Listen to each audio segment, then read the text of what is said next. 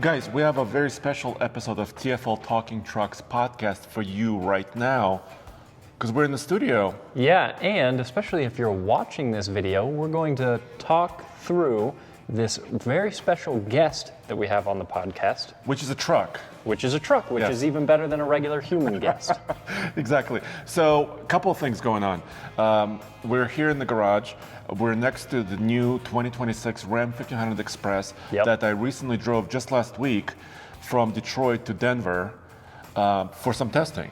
Yeah, and this truck is very interesting because obviously every time we do videos on trucks, it's one of the main comments that we see that truck prices are getting out of control. Those sticker prices have definitely been, I wouldn't say creeping up, they've been kind of skyrocketing over the last several years. And this truck in particular that we're looking at behind us is how Ram is trying to address some of that. So this is a more affordable version of a Ram 1500 that we're going to walk through in detail. Exactly. And also we have some news, several things going on. For example, Roman and Tommy are in Japan at the Japanese Mobility Show, which is their big major auto show. It's a huge deal. And they found some truck news for us from there. A truck that you have to build yourself. Yeah, which is interesting. By Toyota of all places. By Toyota. So it's not a startup. It's not like a. It's the biggest company in the world. Yeah, exactly. Automotive company. Also, some news from Ford. Their 2026 F-150 configurator recently went live. And I noticed a couple of interesting things that we can discuss. Also, there's a Ram Dude. Yeah, so this is not the most well-known special trim from the past. Yes. But there was a special model of Ram trucks way back in the day called the Dude. Yes. That they're bringing back for SEMA specifically, so we could talk about that. Yeah, and also recently, over the last 15 months or so, or maybe even 2 years of time, we have done many different road trips in trucks. So what I wanted to kind of focus this podcast on is, why do we do these road trips, and, which is the best truck, right? Which was the coolest truck for a road trip? Now, one of the trucks that we're going to be talking about is the Ram Express, this Ram 1500 Express package that we have here in the studio that we'll be walking through and talking through. Again, if you're watching the video, you'll be able to see the truck and what it looks like and all of the features, but we'll also explain those features as we go through everything. Now, the truck itself, from the exterior, doesn't necessarily look like it's a very basic, more affordable work truck. Exactly. It's kind of based on the tradesman. And the most common work truck, right, in the world is probably just white, basic white color with a blacked out grille, right, and very simple steel wheels. But the truck you see here in front of us, if you're just listening to this podcast, it's painted silver. The trim and the front bumper are also painted silver. Yeah, so everything is color matched. It's all body color, so they haven't cheaped out there. So this looks like a pretty premium truck, and the wheels are really nice. They look very high end. They look a little classic. I almost want to say these remind me of some Ram truck wheels from maybe the late 2000s, but in a good way. Yeah, and this is a 20-inch wheel. So when you kind of cross that checkbox, when you check the Ram 1500 Express, you kind of get this a little bit more attractive, not a basic look, but I would say a quite attractive look. Also, this truck has a Hurricane engine, which is their latest 3-liter twin-turbo straight six. We'll talk about that a little bit. And also, let's show the bed. Well, let's show the cab really quick before we go any further. Yeah, so because this Ram Express that we're talking about is meant to be a slightly more affordable truck, from the exterior, at a glance, you really can't tell because it's got those bigger wheels with a nice polished finish to them. It's got the color matched grille and bumpers and everything. But when you get to the interior, then you start to see that this is a more basic truck. So these are cloth seats, and it's a 6-seat configuration. So it is a bench in the front, which of course you can fold down to have yourself a center console as well. So when you're not using it, you can use it as a regular console. But the interior is a little simplified, which for the most part, I actually don't mind. So there's a few things like the cubby that's up above the glove box doesn't have a cover over it. So that's one of the ways that you could tell this is a more basic truck. It also has a set of analog gauges, which I appreciate because these don't look like very cheap basic analog gauges. They're backlit LED. They look pretty premium. There is a small screen in between the analog gauges. And then in the center of the dash, there's a screen. It's not the biggest screen they make. It's an 8-inch, yeah. But it's an 8-inch screen. Yeah. It's plenty big enough. Yeah. Plus, they've got actual physical controls for the climate and everything. So for the most part, I really actually don't mind this interior on this truck at all. Exactly, and when you just folded the center seat here in the front, I wanted to point out how easy it was. Yeah. Right, there's a little strap that's on the driver's side, and I think, well, GM and Ford also have similar configurations, right, where you can get kind of a bench seat with a folding center section. But I think this is one of the simplest ones. Absolutely, yeah. You just pull once. It's convenient. You know, I love having trucks that have a bench seat in the front because, of course, you don't always have to use it, and you maybe feel a little cramped when you are 3 across, but you still have the option, which is great. So that might be a situation where you can take one vehicle instead of 2. So Exactly. I love having a for maybe a short trip. I don't think I want to do 1,000 miles with 6 people. Which, speaking of, you did do around about 1,000 miles in this very truck. Yeah, so I think we have to discuss first why we do road trips at TFL and TFLtalk specifically, and for our podcast. Couple things, because we want to be first. Yeah. Right, that's the big deal. So sometimes we have to go to where the trucks are. Yeah, so we have to go to where trucks are. So sometimes we borrow a truck from a manufacturer like this. So this Ram 1500 Express doesn't belong to us, it belongs to Ram. And I was in Detroit for an event, and there was an opportunity to bring this truck back and actually, do some detailed testing and have it for a longer period of time. And we wanted to be first about it. And this is a 2026 model. So not an all-new truck, right? Because it came out, this trim and this powertrain came out about a year ago. But nonetheless, this is a 2-wheel drive. Yeah, so there are a couple things about this truck that if it were you or I speccing it out, we might do slightly differently. Exactly. So we live in Colorado. Having a 2-wheel drive truck works fine in maybe the southeast, like where I'm from. Yeah. But out here, 4-wheel drive is pretty important. So we would both spec a truck with 4-wheel drive. The other thing is this truck, as it's spec'd, does not have a trailer brake controller. No, it does have a hitch though, with wiring, but no trailer brake controller. So that's another way, this truck is maybe a little bit less expensive than it would have been. But it doesn't have 2 other things. I think you would be really upset at this case. First of all, there are no buttons on the back of the steering wheel. Yeah, Can which you show that? I've complained about in the past, but that is a bit of switchgear that I use constantly as I'm driving any vehicle under the Stellantis umbrella. I love the skip track and the volume buttons on the backs of the steering wheels. I use them constantly. So that's one switch that I wish they hadn't cost cut on this particular model, because I think it's very useful. It's available on other Rams, obviously. Yeah. But there's another thing that's missing that you might be upset about, and I think I'm upset about, is this area. It has no recovery points. Yeah, which No tow hooks in the front. I suppose you could argue on a 2-wheel drive truck you shouldn't be getting into a situation where you need a recovery hook. Yeah. But you could also argue that because it's 2-wheel drive, you're that much more likely to need it to be recovered. Exactly. So yeah, if you and I spec'd this truck out, I think we would have added 4-wheel drive. Yeah. We would have added brake controller. Which would, of course, bring the price up. Yes. 4-wheel drive costs at least about $3,500. So it's a sizable step up. It is. But I think we really need it in Colorado. And also, I think you and I would have spec'd a little bit more off-roady version, probably with tow points in the front. Yeah, and especially, too, considering that adding some options like that make a truck pricier, but a lot of trucks that are already on dealer lots are seeing some pretty big incentives. Especially here locally in Colorado, you're seeing as much as $7,000 off the sticker price of a lot of Ram trucks that are for sale locally here. Exactly. That's going to depend on where you live.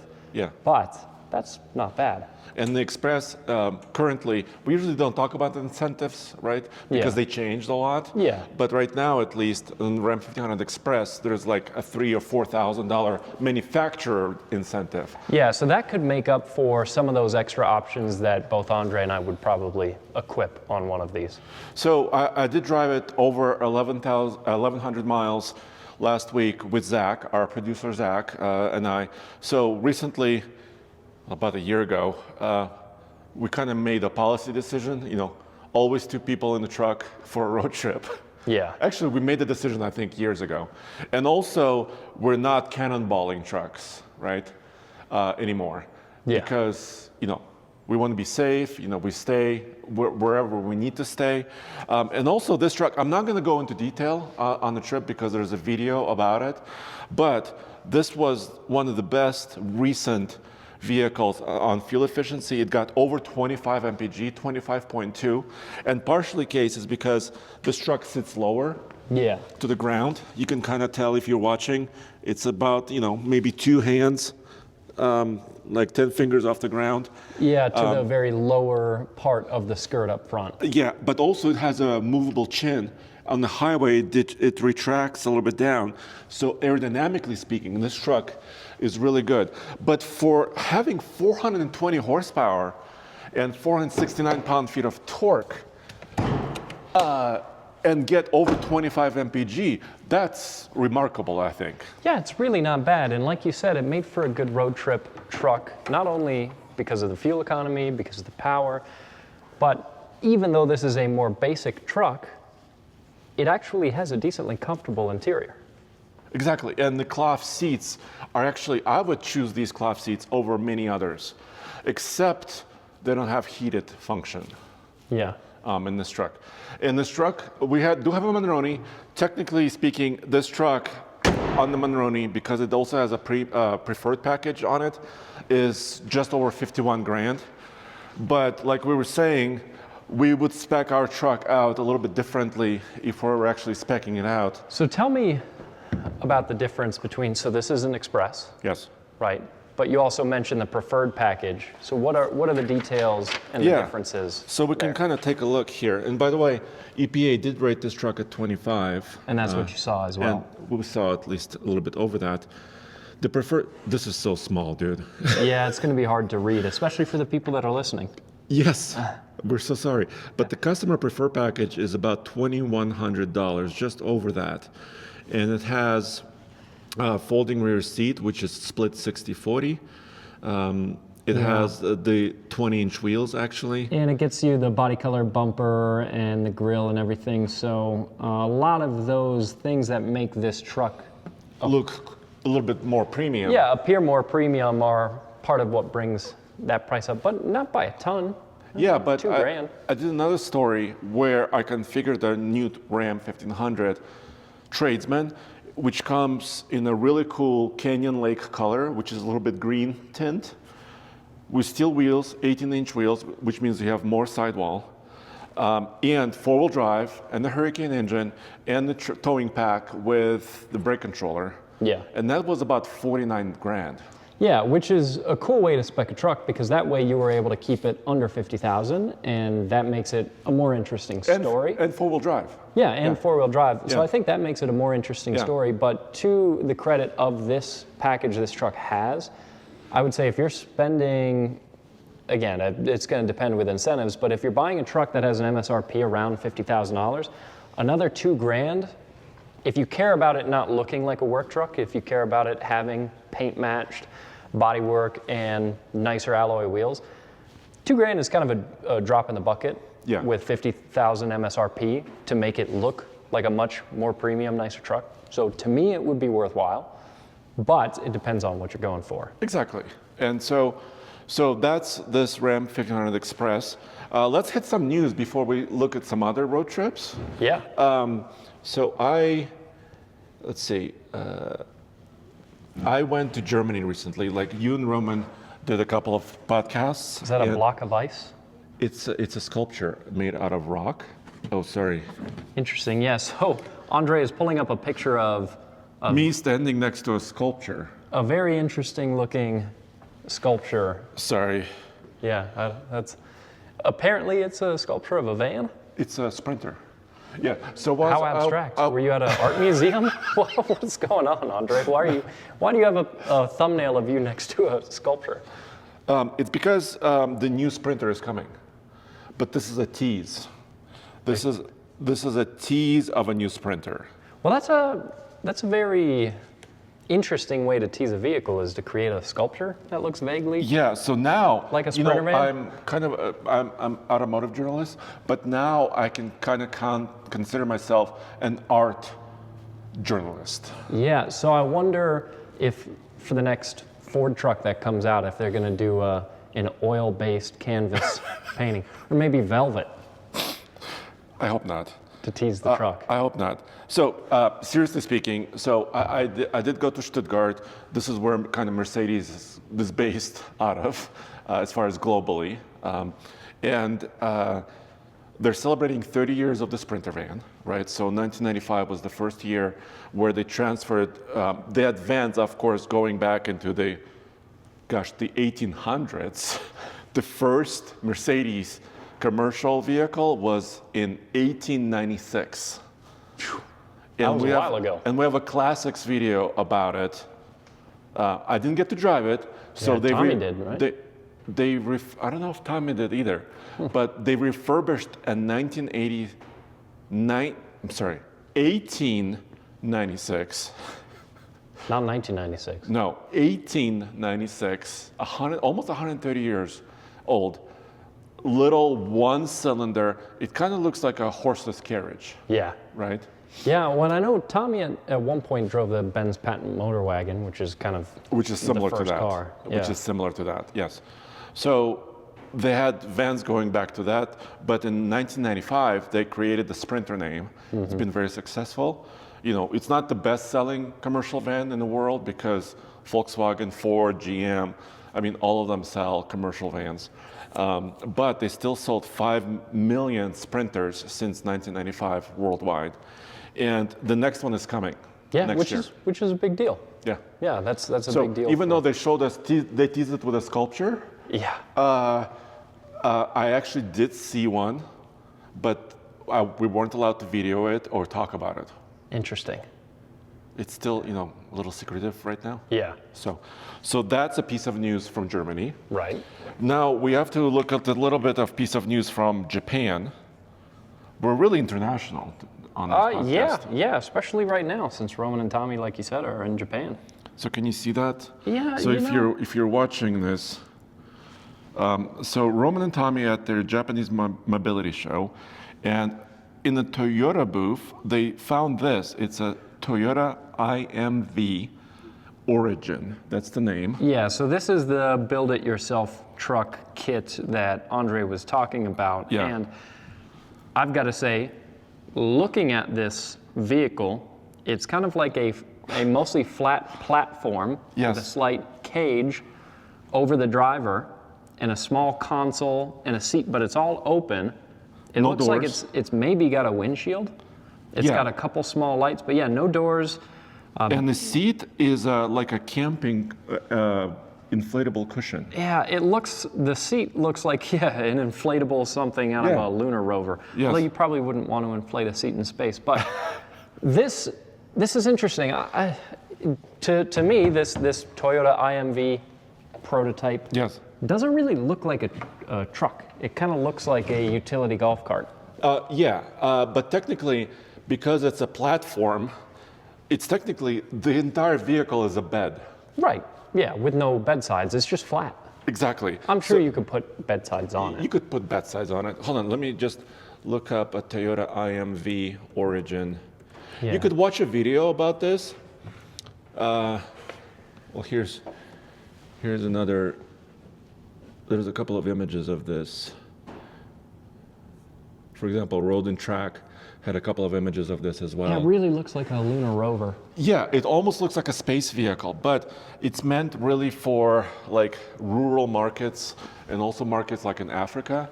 And partially the reason, well, I didn't get the entire story from Toyota, from Roman and Tommy, but basically the story is you want to bring the price way down, right? And one way to do it, like the original Jeep Is Willys. by literally offering less truck. Yeah, that's fair. Original military Jeep, right, in 1941 came in a crate, it was folded down.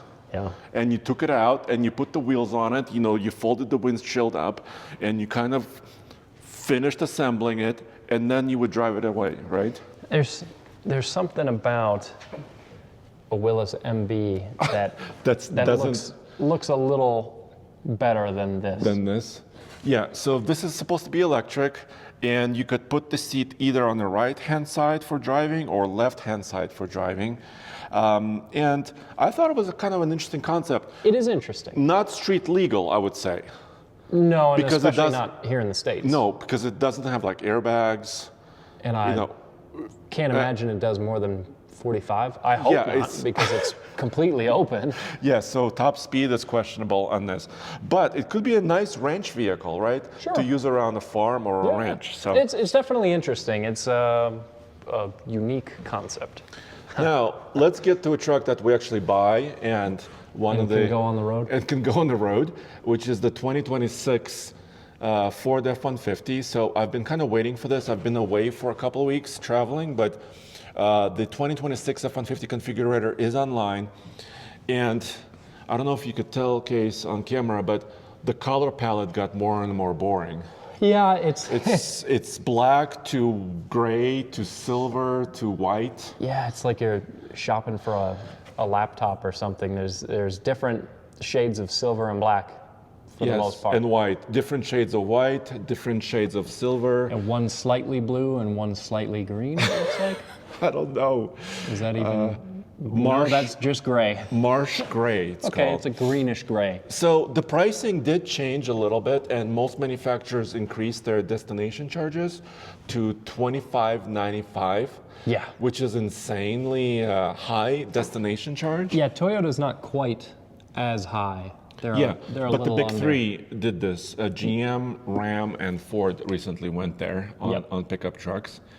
But I noticed another thing. So remember how in 2021 I purchased one of the first F-150 hybrids? Yeah. Right? It was a work truck, power boost. It was an XL crew cab, shorter bed, which is a 5.5-foot bed, which is the most popular configuration. I think, I can't remember exactly what I paid. This was, almost 5 years ago?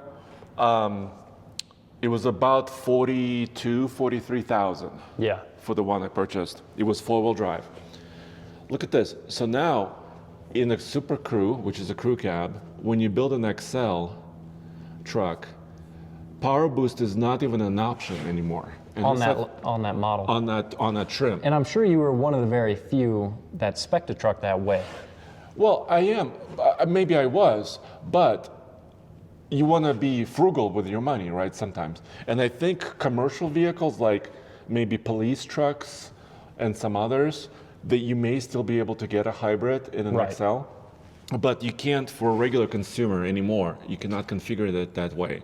And check this out. If you did want a hybrid, for example, STX is the next trim level that you could build, which starts at $44,000.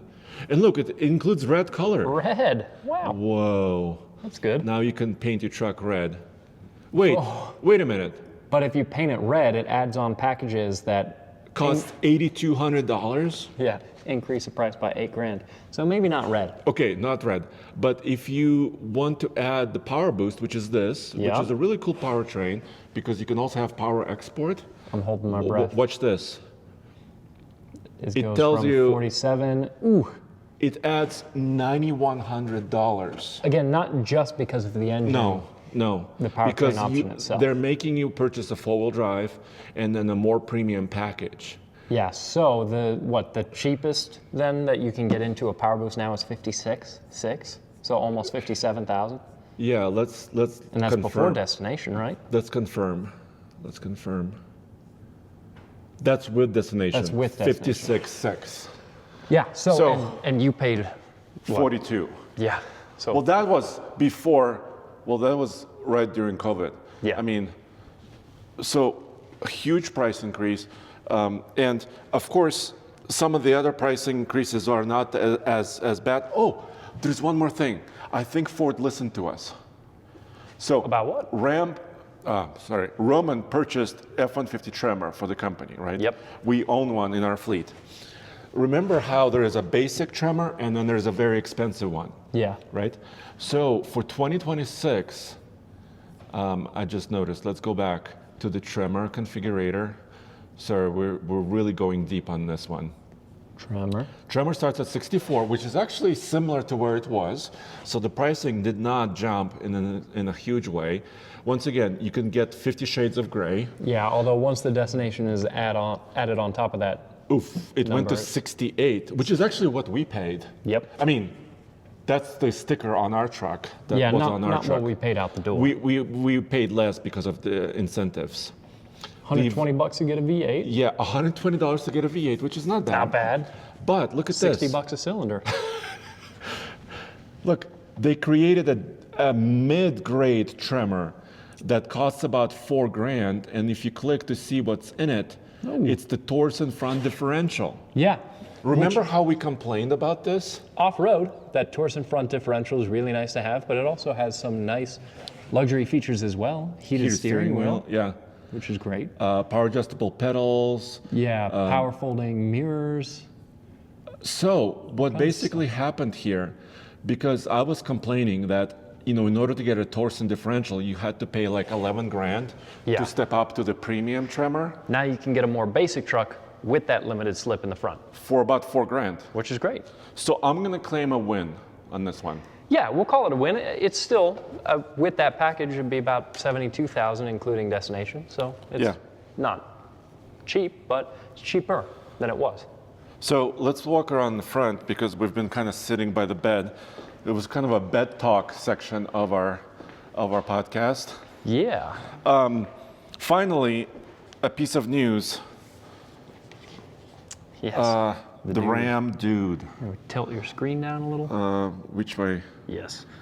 So SEMA is coming up. Yeah. Dude, SEMA is just, several days away? Yeah, and Andre and I are both going to and that Roman show. is going to be there too. Yeah, so we're going to have a bunch of videos from that.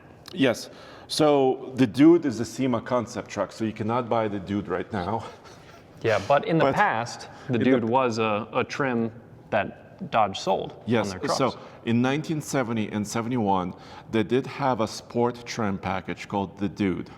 And it seems like if people like the concept truck at SEMA called the Dude, which is actually a little bit lowered. Yeah. So it has about a 1-inch lower suspension. It's a V8. I mean, they're showing the Hemi version of it. And then it's painted sublime green, which is a Stellantis color. Yeah. So it's a really like a highlighter green almost. Yeah, it's a really bright green, which I don't know if you could see that again. could be interesting. And I will say that Stellantis loves doing a lot of special editions and trims of trucks. So I wouldn't put it past them to actually bring this to the market. Exactly, and there's a little bit of a push here, right? Because recently Ford introduced the F-150 Lobo, which was a slightly lower truck with a V8 engine as well, which is meant a little bit more for street performance use, even though they did not increase the power. Yeah, and that's an important thing right there because Ford is, like you said, Ford's introduced a couple street trucks. The Lobo version of the F-150, like you said, doesn't have a power increase, so you could make an argument that they didn't necessarily do enough with it. No. But I think that if Ram is going to follow them up with also bringing out a more street-oriented truck, if they're going to be bringing theirs to market after Ford, I think they kind of need to go beyond. And they do have a Mopar Whipple supercharger package. Yeah, but it's interesting because the Ford supercharger package that you could get for a Coyote powered F-150 has some perks and makes a little bit more power. And also dealer installed at any dealership across the country. Yeah, so you can get it through your dealer. So there's some additional power and additional convenience with doing it the Ford way. So I think if Ram wants to be really competitive in this, they need to find some ways to get a leg up over the other street performance trucks that came before it. Hey, what if they offered, if the supercharger is a little bit too much of a hassle, high output Hurricane? I was going to say Viper V10, but Okay. High output Hurricane works too, yeah. And there is, it seems like, some tuning potential for the Hurricane, because Tommy and I went to Roadkill Nights. We were in Michigan, and Dodge has a big presence at that event. Yeah. And they had given several Hurricane powertrains to some different tuning shops that put those motors in a whole bunch of different cars and uncorked them through massive turbos and intercoolers at them, messed with the fuel systems, and made a lot of power with those engines. So there is some extra horsepower potential with those engines, because they're pretty impressive from the factory. Like when Tommy and I were looking at the 6-pack Chargers, the new Hurricane-powered Chargers, we were talking to the engineers. Those turbos, those stock turbos on a high-output Hurricane in that Charger are peaking around 30 PSI of boost, which in a gas engine is a lot. It's a lot, but people have tuned engines to much higher levels on boost, right? But if you talk to somebody with a 2JZ, right? Yes. Arguably, like your friend. Yeah, like Connor. my buddy Connor. Arguably the tuner engine. Yes. And they've got their Mark IV Supra all hopped up, and it's loud and it spits flames, and you ask them how much boost they're running through that motor. If they say 30 PSI, that's a powerful car. That's a fast Supra. So 30 PSI from a stock 3-liter straight six, a car you could just buy off of a dealer lot, is a ton. So those engines are already pretty stout. Yeah. And it seems like they could handle even more. So I agree with you. With this engine, if they throw a high output version of this into a straight truck, that could be something special. it could be interesting. I think there's maybe a lot that you could do with it, because again, this is an impressive engine with how much boost it has from the factory and even the potential in the aftermarket for more power output. I think one of the big hurdles for anybody who's an enthusiast, who's working with one of these engines and planning on making it faster and louder and everything, is that they don't sound very good. I don't love the way that these Hurricanes sound. They've made it a little bit louder in the Charger. In the Ram pickups. And the RHO is a little bit louder. Yeah. Yes. And I don't think it's a great sounding straight six. You know what? Here's the thing. Let's bring it back to the road trip, right? Zach and I were driving it from Detroit to Denver, this Hurricane-powered Ram 1500 Express. And we commented that we were actually kind of glad the engine was quiet as a mouse. Yeah, sure, for a road trip. For a road trip, it's nice. But for a high-performance, raw vehicle, you need to have more sound. Yeah. You know, but on a road trip, we were having just a really calm conversation at 80 miles an hour, just cruising down the road very comfortably on the highway, and that was nice for that purpose. Yeah, I don't know if this is ever gonna take off as a tuner truck, not because the engine doesn't have that ability, and I think from the factory, again, Ram could take this motor and take it to the next level from even where it's at now, which is already pretty, in high output form, is a pretty impressive engine.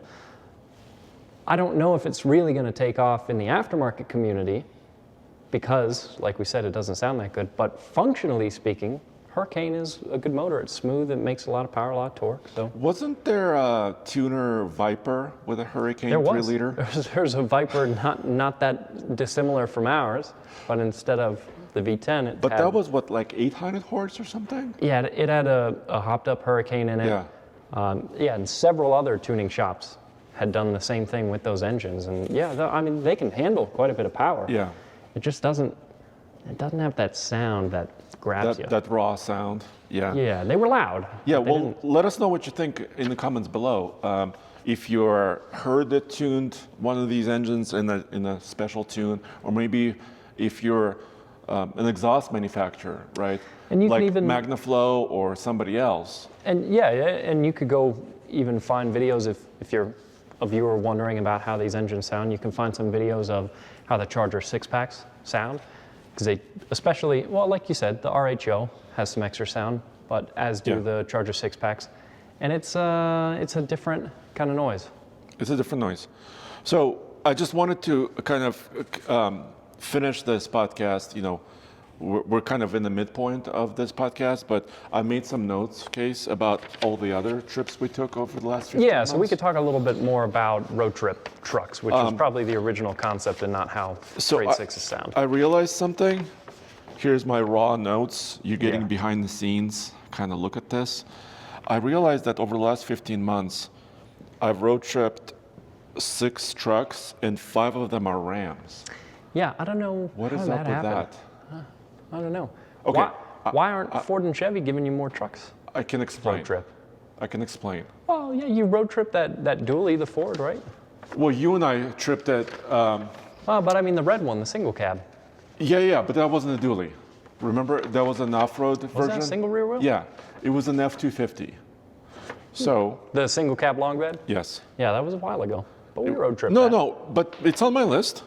Okay. It's on my Yeah, list. yeah, That was you that got it was on just that was just recently. I mean, this was this summer, in 2025. So that truck. So let's get there chronologically speaking.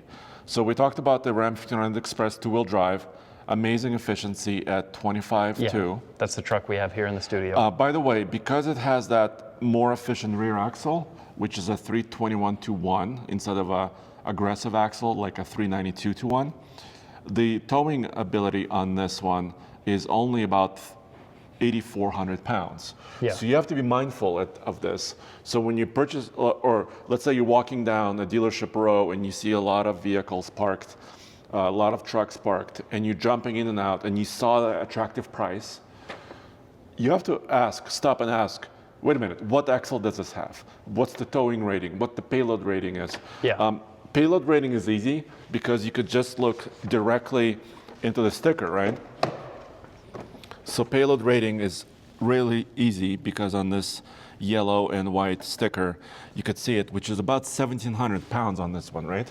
Yeah, but like you said, the tow rating is going to the vary. axle is going to be different, and the tow rating is going to be a little bit more hard to find. But the trade-off there as well is part of the reason that this truck has good fuel economy is because of that axle. that rear axle. So ratio. if you're not towing a lot, Yeah. 8,400 pounds, it's still a decent rating. Sure, yeah. For like I tow a 6,000 pound boat, this will be plenty for me. Yeah. Like I don't need much more. Plus I get better efficiency. Now, the Warlock. So here's the video. We have a playlist on TFL Truck, which is called Road Trip. So you could see a variety of road trips that we took on different trucks. Yeah, and that was very recently. We had the Ram Warlock. That was a couple months ago. Yeah. Also Detroit to Denver. Dude, I know that road pretty well now. Yeah, you've made that drive a lot of times. It includes some, by the way, nothing of this is sponsored, but I do like my Red's root beer and hot dog. You're not sponsored by Red's root beer and hot dogs? No. You gotta go out of pocket for those? That's Yes. heartbreaking. I also like stopping at the I-80 truck stop, Yeah. which is a pretty Yeah, the truck stop's cool, fun. cool World's place. biggest. World's big. Oh, can I make a side note? Yeah. I found my next dream truck. Really? At the truck stop. In this video? Not in the Warlock. Well, yes, in the Warlock video too. Is it a semi? It's a 19. Ooh. I think it's a 1940. So pre-war, cab over, Ford, semi truck. Yep. That's pretty cool. Do you see? I mean, proportionally, it looks good. It's got nice fenders. It's got headlamps. It's hauling a load of washer fluid. Well, that's the one they have at the truck stop. But these are hard to find. Yeah. I tried looking for these. These are very, very hard to find. So if you're listening or watching, if you're selling a 1940s cab over truck, Andre will buy it, and then he'll do like a cool, some cool Detroit diesel and a twin stick, and I'm gonna do a chassis swap. yeah, that'd be cool. You and I talked about this. True, yeah, you could drop that body on a more Onto modern, another modern chassis yeah. and get functional brakes and powertrain such that you could actually tow a trailer with this to this day. Anyway, that was a side note. Now going back to our videos. Hold on, let me bring that up again. Let's see. here we go. So in the Warlock, this MPG story was way different because I got 16.1 when I drove with Cole, our producer Cole. On that same stretch of highway. Yes. So that's 9 MPG difference. That was a Hemi-powered truck. Yes. Which was a lifted Hemi-powered truck. Four-wheel drive. Four-wheel drive with aggressive tires. Yeah. They'll have those Duratracs, I believe, Goodyear Duratrac tires. So that's just to tell you, and an aggressive rear axle that had a 392-1. So it's a big difference between trucks and how they're spec'd. Yeah, and let me bring this laptop to the front. So as much as we like the off-road trucks because we live in Colorado, you pay a big price. That's a big penalty. Yeah, that's a big penalty in fuel efficiency. Then next on our list is that F-250. So here was the, let's see, that's Roman and I. Yeah, so you've road tripped a admittedly very basic F-250, single cab, vinyl floors, cloth seats, long bed, but it was a great towing rig because you guys actually used this F-250 not only to drive cross country, but to pull our deuce and a half from Utah back to Colorado as well. Yeah, exactly. So we picked up our General Giant, which is a Bob deuce and a half, near Salt Lake, Utah, and we drove down towards Moab because we have to go to Moab, right? I mean, it's an amazing place. And also we wanted to off-road our General Giant truck over there. But when I pulled up, can you see that? Yeah. Oh, sorry. When Roman and I pulled up in an F-250 two-door regular cab truck with a gooseneck trailer, by the way, Silver Spur, a trailer dealership here in Colorado, let us borrow this gooseneck trailer. So shout out to Silver Spur. That was a pretty amazing deal that we had. The people were there were like saying, will this truck even pull this? Because it looks a little small, it's shorter wheelbase. Yeah, it's short wheelbase, but it does have a power stroke, right? Yeah. So it does have a V8 turbo diesel with a ton of power, so the power wasn't a problem. And this truck was rated to tow, I think, just over like 20,000 pounds, the way we had it configured. And our trailer was near there.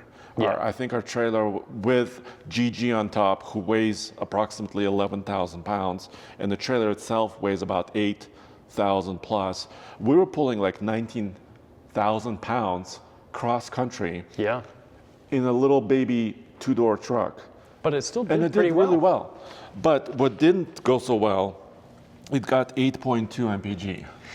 Pulling the trailer? Pulling 19,000 pounds. Look, well, think about this. What does the Deuce get on its own? Not even that, probably. Not even that. So we saved money. You burn less fuel pulling that truck on a trailer behind another truck. Yes. So that's what you can expect. I mean, we've done many different I-gauntlets, right, with many different heavy-duty trucks. Think about that. This F-250 is not only more efficient pulling the Deuce on a trailer than the Deuce is on its own, also faster. And more comfortable. Yeah. So, dude, the top speed of the Deuce and a half, this Bob truck is like 55, 57 miles per hour. So the fastest and most efficient a Deuce and a half is on a trailer. Is on a trailer behind something else. Yeah. Which is kind of funny. So that was an interesting trip, very unique. Obviously, we don't do a lot of towing trips cross country, but that was one of those trips. And once again, why did we do this? Because it's an interesting truck, right? Yeah.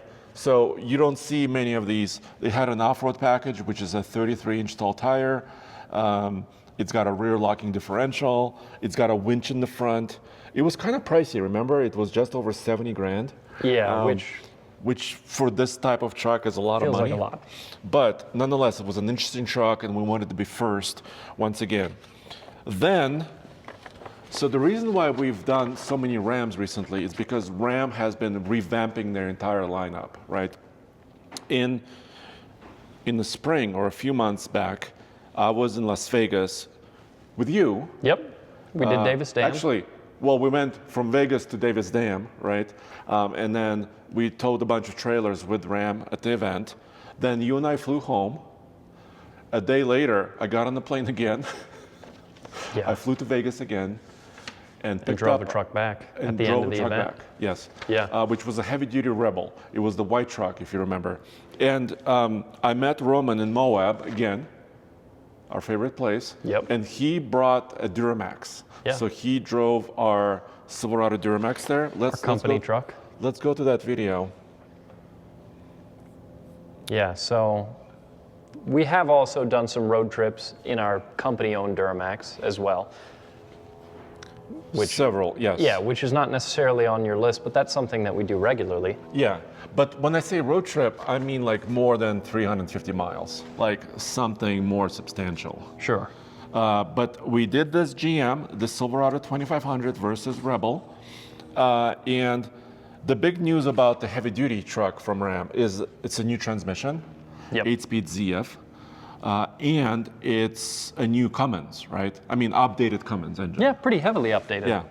So, and the reason why you see dogs in this video is I actually delivered dog food from Vegas to this shelter in Utah. Yeah, because Ram wanted to have something in the bed of some of the trucks so that journalists on the launch event would be able to test out the trucks as they were hauling something. Mm-hmm. So they decided to get a bunch of big, heavy bags of dog food, and then at And the we end, had to do something with that. yeah, at the end of that, it made sense to Yeah. donate that to an animal shelter. Exactly. So that was really nice.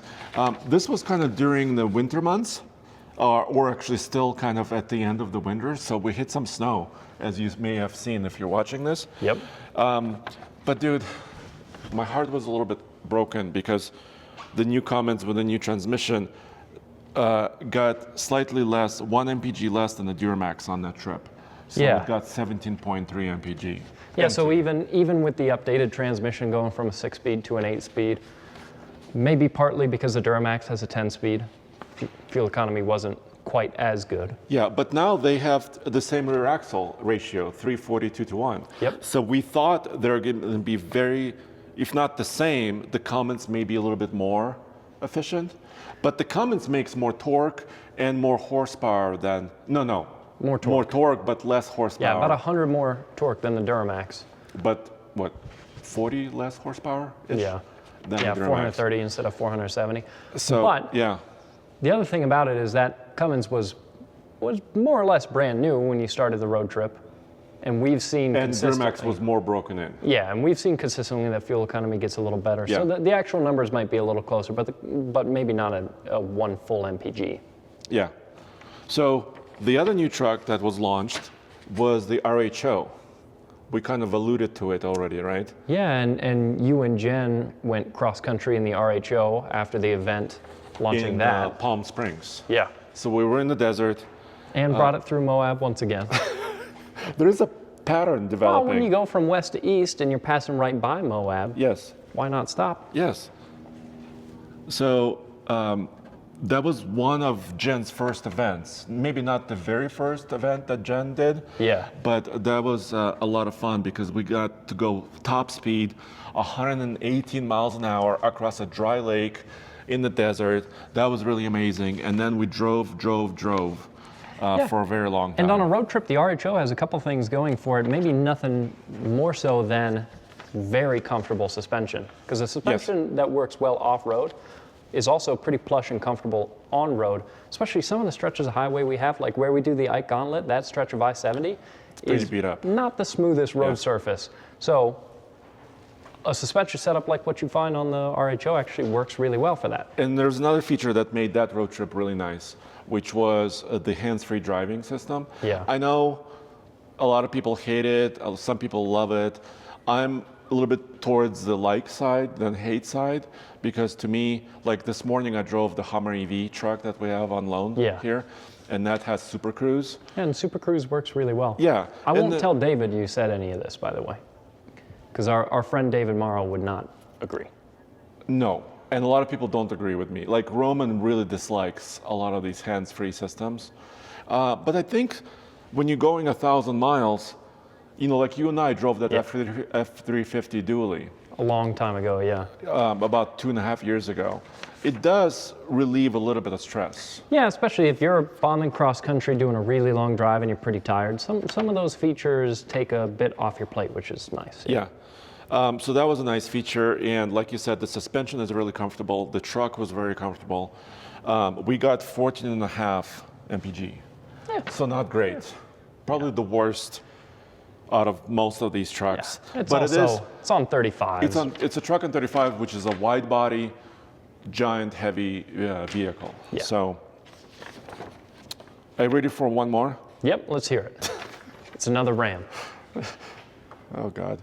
Yeah, you've really road tripped a lot of Rams. Well, because Ram is revamping their truck lineup. And they seem especially, which we're not upset about, they seem especially willing to give us trucks to drive away from events. Exactly. Which doesn't always work out. But also GM and Ford are also for that. Like you and I drove that F-350 from an event as well. So this is a work truck, a tradesman. This was just over a year ago. Gavin and I, our producer videographer Gavin. Was this a Pentastar? No, also Hurricane. Also Hurricane, but aggressive axle, 392 to 1. We drove it from a work truck event in Detroit, and same route, Detroit to Denver, I-80. Yeah. We got 21.6. Yeah, so once again, one of the primary differences between that truck and this truck would be what? Four-wheel drive and the axle ratio? And so that matters. Yeah, so the truck that you had that was four-wheel drive with a more aggressive axle ratio got 21.6 with the same engine as this truck, two-wheel drive, Yes. with the more fuel economy focused axle ratio. Excellent. So 25 mpg versus 22-ish. Over time, that that's a adds significant difference. So Yes. it is worth figuring out, is four-wheel drive something you're going to use? Do you live in a place where you need it? Or that axle ratio, do you need more of that peak towing figure? Or are you going to just be driving long distances and towing lighter trailers? Because it really does make a difference. And GM has a similar thing going on. They have I think a 308 to 1 and a 340 2 to 1. So GM has that. Toyota, I believe, only has one axle ratio, if I'm correct, on the Tundra. And by the way, we've done a couple of Toyota trips as well. For example, we purchased the Tacoma in Houston, Houston area, Roman and I. We drove it from Houston to Denver, also pulling a tiny trailer, a little teardrop. I drove a Tundra from Houston to Denver because we wanted to be one of the first people to have a new Tundra. Yeah, but that was a couple of years ago. That was 2022-ish.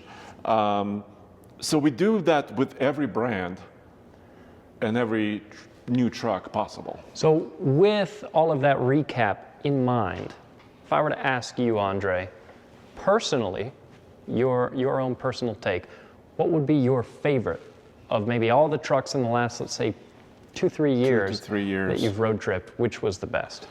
I think it may be the truck you're looking at now. Really? Interesting.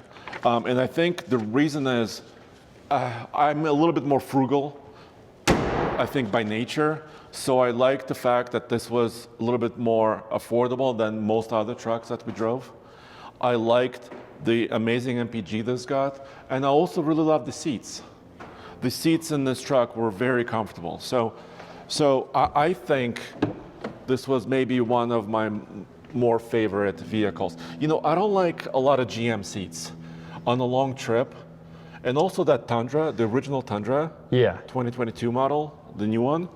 Also for my legs or my body, the seats were less comfortable than this Ram. Yeah, okay, so that's fair. Now, what I'll say from my perspective, which is a little different because Andre... Let me take the camera.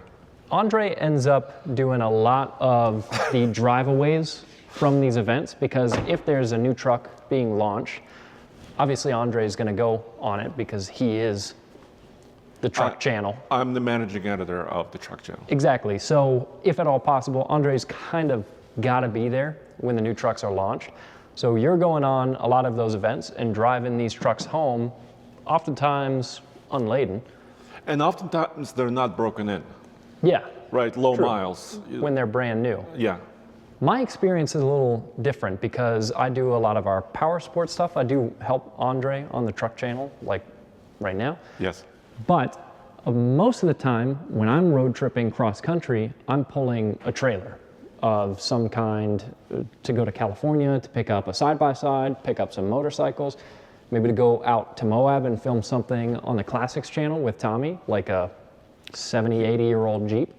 You've pulled a lot of trailers, yes. Yeah, not as many trailers as Andre's pulled, but at work, if I'm going to be driving cross country, it's usually going to be pulling something. So personally, when I'm thinking about what trucks I've had the best experience with driving cross country, my mind goes to an HD. Yes, but which one? And that's a tough call. Well, because we used to own the Cummins at the company. Yeah. So we used to have the Cummins. And we have a Duramax. I haven't pulled a trailer cross country in one of the new Cummins, but with our old Cummins, I drove that cross country a bunch of times. Went to California and back pulling trailers, and we did some with Alex. A lot of with the time. Alex, Yeah. and we did some videos with that. That truck did great, and the new Ram is just an improvement on that. I agree with you that the GM seats are a little hard. It's to me, it's not necessarily a deal breaker. Still pulling trailers cross country with our Duramax has been a good experience. We've had a good time with it. We haven't had any issues with the transmission on our truck, so it's been fine.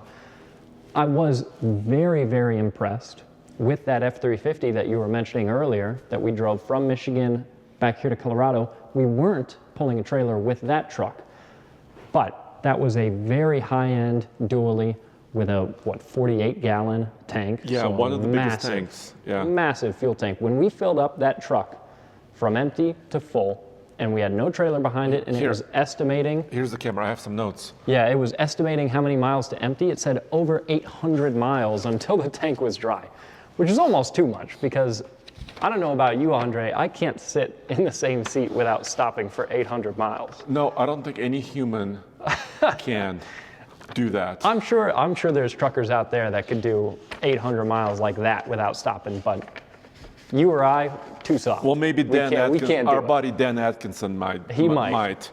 But I wrote this down, Kase. When we filled up, when we did our calculation after our trip, we drove 685 miles and we had 90 miles remaining, at least on that trip. Yeah, so that was massive range. Pretty impressive. Yeah. I'm also impressed that we did that many miles without stopping to fill up. Well, we stopped actually. Yeah, I think we did stop to switch drivers at one point. We switched drivers. We took a snack. You know, we stopped for food. Because that was an MPG loop where when we filled up the truck, it was 4 a.m. or something. Yeah. So it wasn't necessarily a great day, but it was a very impressive truck for road tripping. And also the Super Duty, the new ones, right? 2023 and onward, you can get it with lane keep system, where it actually will put you in the middle of the lane. And GM and Ram heavy duties don't offer that feature yet. Yeah. So Ford is kind of unique in that feature. Which, especially when we were pretty tired, and that truck is also very wide, so you kind of got to keep it right in the middle of the lane. The lane keep was actually helpful. It's not usually a tech feature that I like, but on that particular trip, it was nice. So yeah, it's tough. It's a game of margins. I think all of the HD trucks make for really good road trip vehicles. If I'm gonna pick one for myself, I'll probably lean Ram, especially because I love the exhaust brake on the Cummins. Is my personal favorite. And we also tow in the mountains because to go to Los Angeles from here, you have to cross so many mountains. And some steep grades, and so you're using that exhaust brake quite a bit. So I really like that feature on the Ram and the way that it's configured. I think the new 8-speed makes the new Ram a lot better than it used to be, that old 6-speed. So that would be my personal pick. Yeah, I mean, it's hard to say. Like, a lot of people come up to me, usually my friends or just people I meet on, at events. They say, Andre, what's your favorite truck? And Too vague of a question. I answer with a question. I'm like, but for what purpose? Yeah, because your favorite off-road truck is not your favorite towing truck. Or my favorite road trip truck. Yeah. Right? So it really kind of matters exactly like what the use case you're looking for as far as a pickup truck. I choose this one right now because I really got amazing efficiency in this Hurricane. It's really powerful, so it's also really fun to drive. Yeah. And it's comfortable.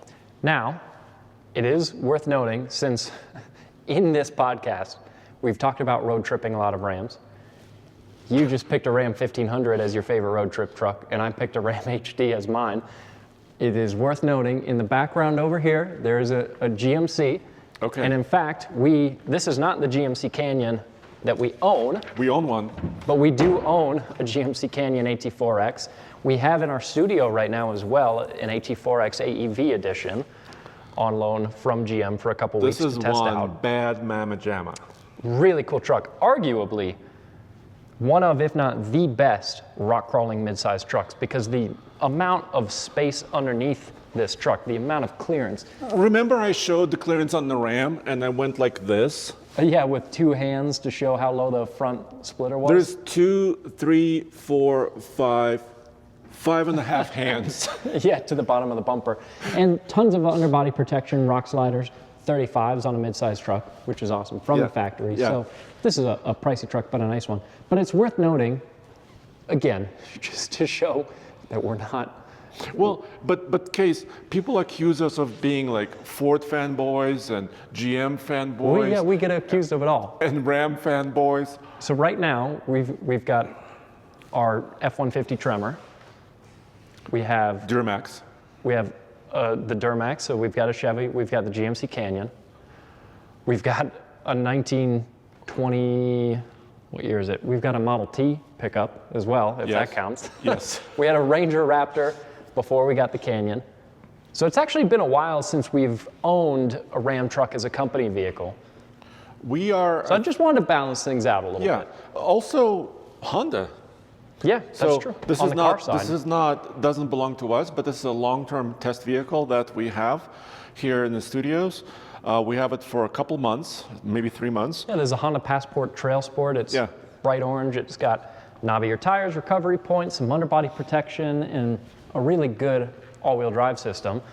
Not tons of clearance. You know, I was online a couple days ago, and I saw some news come across where somebody saw a facelifted Pilot with camouflage testing in the wild, and this is unofficial. This is just a spy photographer finding a vehicle in the wild.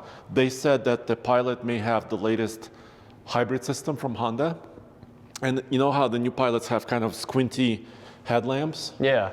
I was imagining, what if they did that hybrid system in the new Ridgeline?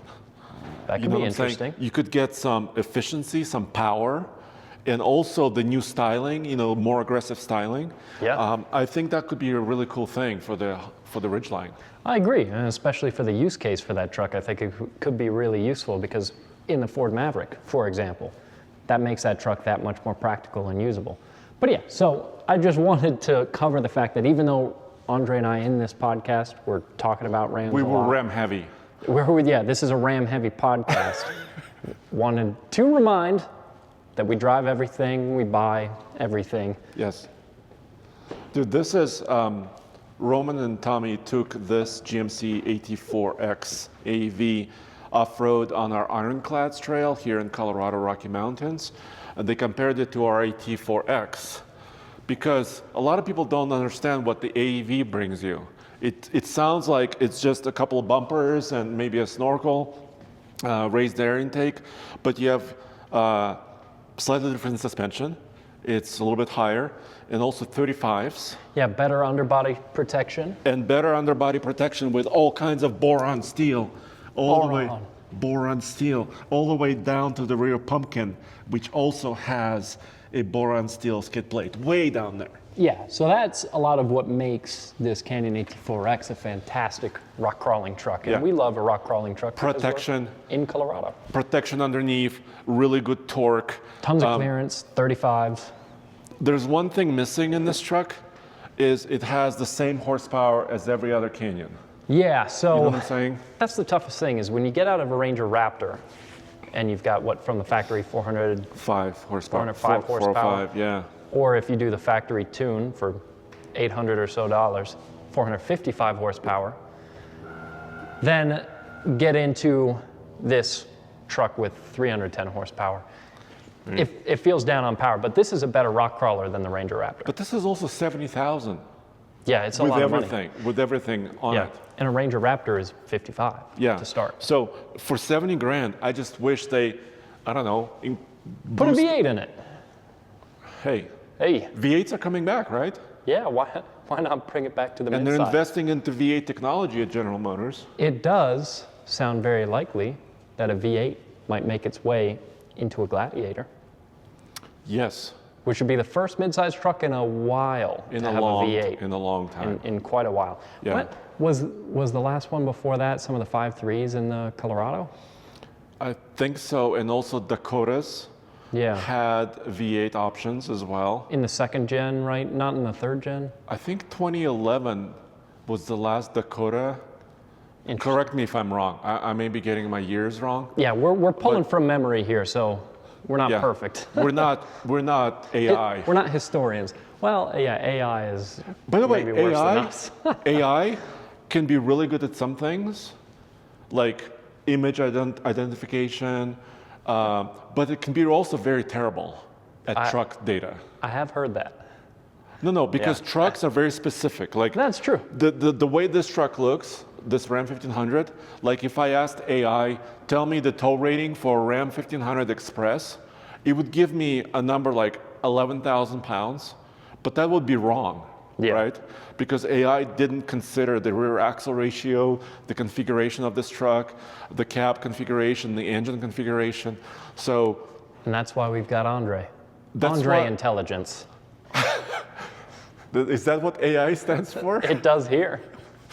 So there's still hope for you and I, Kase. I think we still may have a job for the next at least year. For several more weeks.